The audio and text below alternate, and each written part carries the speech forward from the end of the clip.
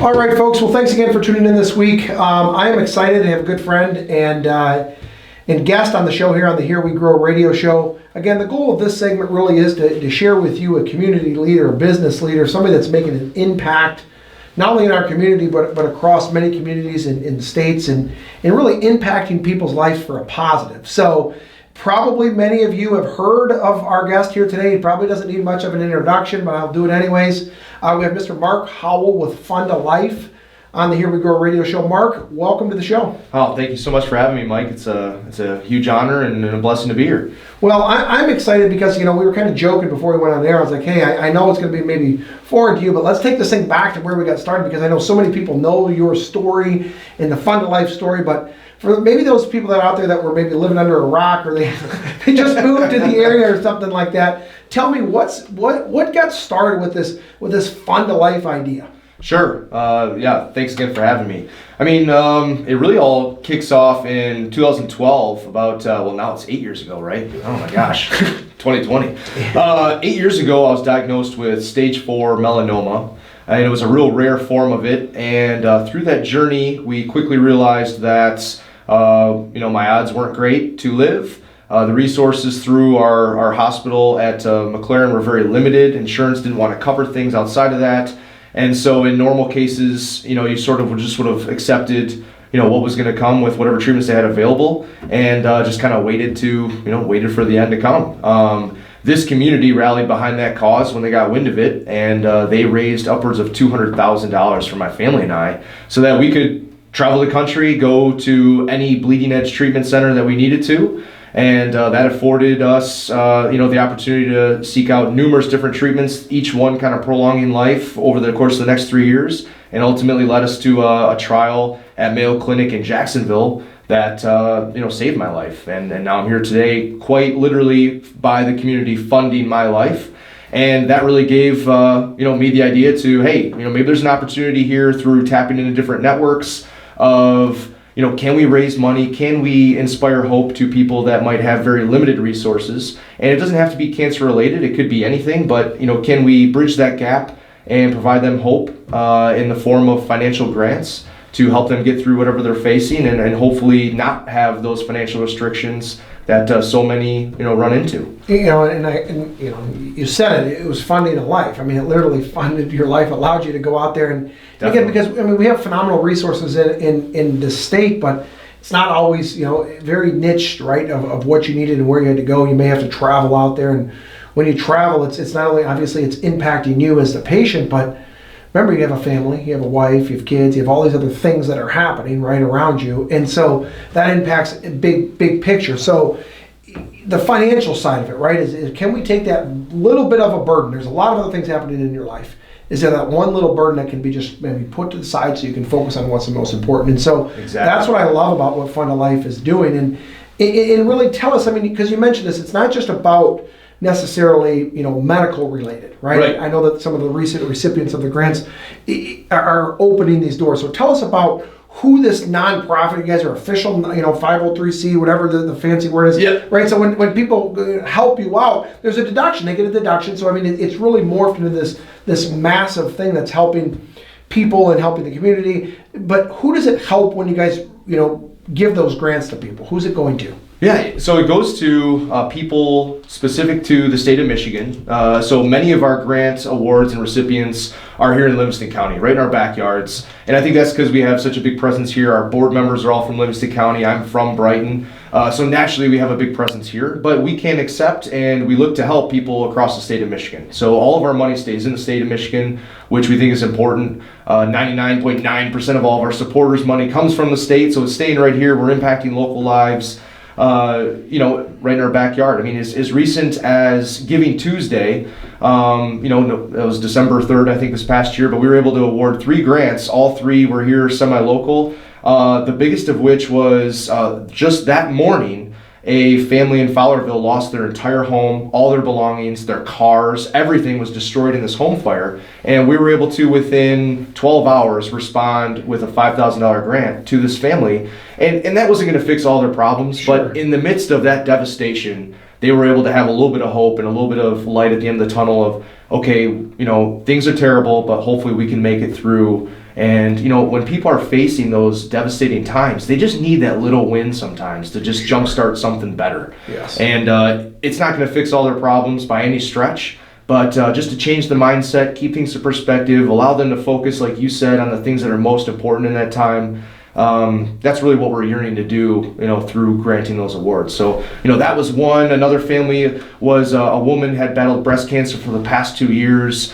She's currently in remission, but still going through just normal treatments to kind of maintenance type treatments. Sure. And she had been working 3 jobs. She was grinding. She hadn't asked for a cent until, it came up. Her daughter now is a senior at Brighton and wanted to go on senior spring break. Mom can't afford it. Right. And that one really touched us because here's this woman she's looking for a win to be able to do something outward for her own family and do something that might be important, for her. So we were able to award them a grant, not only to send her on senior spring break, but also the family vacation as well. So something a little bit unique, Sure. in that crisis moment, help reward that family was something that was so important to them. Right. And It's a win, right? It's a positive for them because there's a lot of negative things that are building and compounding. And So many. you're working 3 jobs or you just lost your house. It's like, you're not thinking about it, but that's the only thing you're thinking about, right? It's like, okay, Exactly. what are we going to do? And hey, let's focus on the positive. So absolutely. I love to hear that. But, like any cause, there had to have been some struggles, some successes along the ways, breakthroughs. What jumps out to you as something that is really like the aha moment, if you will, of the Fund to Life journey? Oh man, wow, what a huge question, right? I don't know if I'm prepared for that.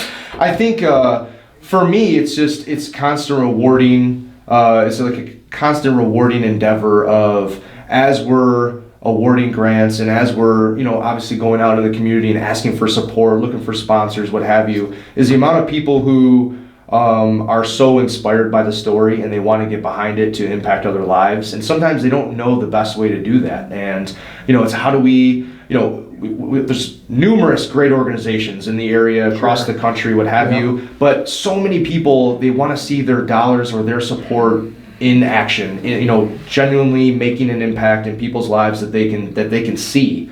And so I think that's where it's really come to light with, as we're making these awards, regardless of the size doesn't even matter, as we're making these awards to different people, is our supporters and people that follow and Fund to Life and the story are really amped up, and they're invested. They're invested in the mission. They're invested in us, in the story.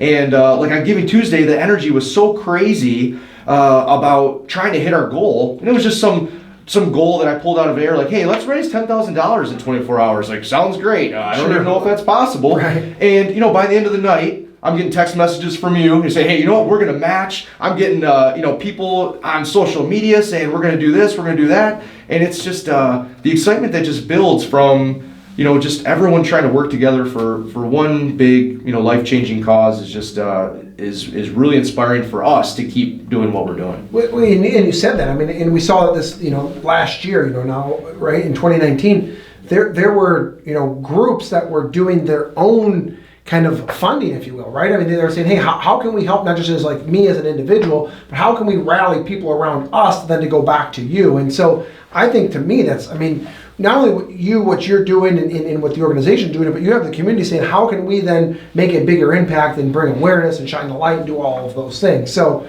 I think it's phenomenal that you're able to do this. So walk people through, like, if somebody's out there that's struggling, or somebody that's struggling, what are some words of wisdom you can give them? How do they get in touch with you guys? What's this overall mission? How do people get in contact with you? Sure. A lot of information obviously can be found online. Fundtolife.org is one key spot that they can go to. The biggest thing that we see so many people do right now is they have to take 3 minutes to just fill out the application so we can hopefully review trying to make a difference in that person's life. I can't fill out the application for them. Right. That just that's not kosher. It needs to be some third party person taking the initiative to, instead of just pushing it onto someone else and saying like, hey, here's a story I read, good luck. Take that moment, those few minutes to invest a little bit more of your time, ask a few questions of maybe somebody who needs help, and make sure that application gets filled out so we can hopefully help that individual or that family. Right. So many stories we all know are right here in our backyard, but unless somebody fills that application out, that's really what kickstarts the whole thing. It gets it going, absolutely. Yeah. 2020, what do you guys have in store? I mean, I know you guys always do phenomenal things. What do you guys have in store for this year? Yeah, we're really excited. We actually just had the kickoff board meeting last night, Monday night for the whole year. We're really jazzed up for the year. We have a couple of promotions going on. What we're really looking to build this year is a lot of third-party partnerships with a lot of local businesses. We've seen a lot of traction coming through with that. So, even right now in the month of January, we're partnered up with a couple businesses doing, some different give back type related things, and we're always looking to do that. So you can check on our website for whatever's local going on, with other local businesses. But in addition, we have Ribbon Warrior is a new effort and campaign through the Howell schools that they're all partnering together to raise money in support of cancer awareness of all kinds. And they've agreed this year to bring us on board as the charity of choice, and we're going to help kind of blow that effort up. And we're getting the whole community of Howell rallied behind that. So we're really excited for that. That's a new project that we're undertaking, and that's going to be taking place essentially the whole month of February. So we're really pumped up about that. We're looking forward to, we have our 5K in yoga every year that here in Brighton is July, I think it's the 12th, whatever that Saturday is after the 4th of July. And weekend of Taste of Brighton, which is always a big weekend here. But in addition to that we're rolling out a college ambassador program at different college campuses around the state. Our first one is going to be at Michigan State. We're targeting April 4th for essentially that same event, that 5K yoga event right on Michigan State's campus.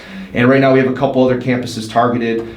Central Michigan is one that we're also geared up about as well, and I think you're a former Chip yourself. Yes, sir. Fire so up. There you go.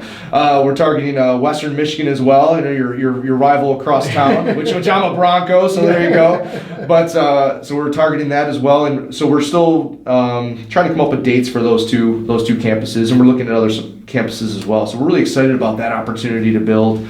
And then we have our second annual Drive to Survive, kind of late summer, early fall, which is led by Adrian Kazakov, a senior at Brighton High School, and that's kind of his endeavor that he puts on for Fund Life, which is really exciting. And then we'll probably sprinkle in some smaller parlor type events, but those are going to be the big ones for 2020 that we're looking to really expand and really gearing up for. Well, I think you guys do a phenomenal job because a lot of times you see maybe one or two events, right? It's like, hey, we have this gala and then maybe like a golf outing or something, right? It's one or two. It's a hit or miss, but I mean, you guys are packed in there, and I know that you're doing a tremendous amount of work. It's not easy to do it.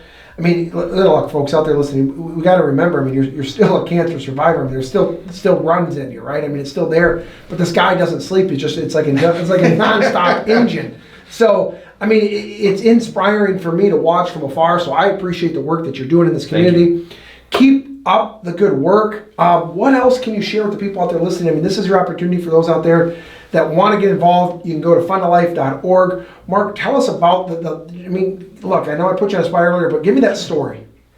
There's one that you're thinking about if someone says, hey, what is the definition of Fund Life? What's that one maybe applicant or that one story, that one family, that one person that you impacted that makes a difference for you?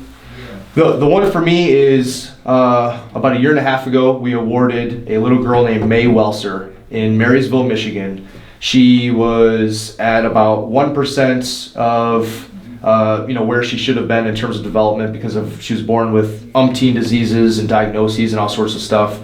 And they couldn't afford to get to UCLA to see the proper doctors that she needed to see. And not only that, but they were going to have to go back and forth if they were able to get there even in the first place. And with the young family, they wanted to husband and wife because, frankly, they didn't know how long they were going to have with May. And it's this beautiful 13-month-old girl. We awarded them, a grant and hadn't heard anything for a few months, and we were afraid of the worst. Got an update just before Christmas from the family that not only is she thriving, but she is now at like the 50th percentile of her age. Wow. She's living a fairly quote-unquote normal life, so to speak.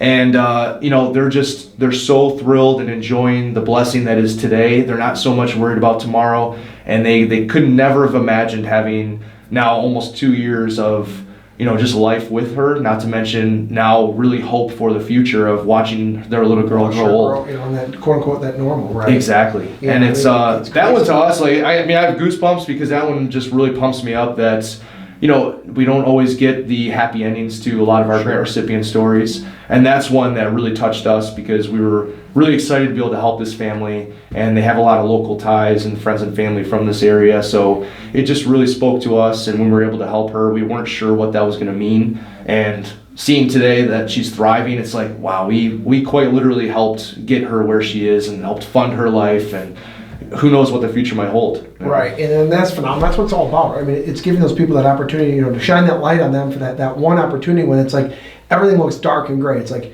here you are talking about a family. It's like, hey, not only do you guys have to go get treatment, you have to go across the country. Right?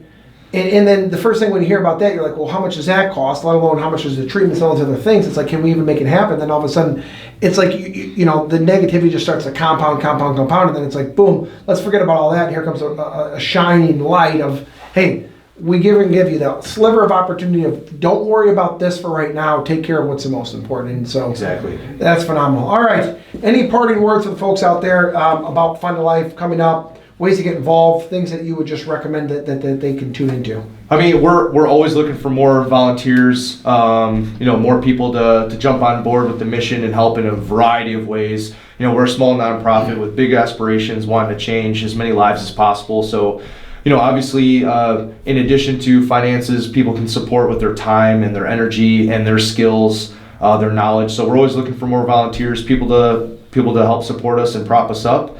We're always looking for hosts for different events and that types of things as well. So, we're real creative. We like to be flexible. We like to come up with new and innovative things to do. So we're always, so if anybody has a crazy idea that they want to partner with us on, I'm game. Let's do it. Absolutely. That's right. Well, hey, thanks so much, folks. Again, go out there, check it out at fundalife.org. Mark Howell, always great to see you. Go out and have a great day. Thank you, Mike. You too.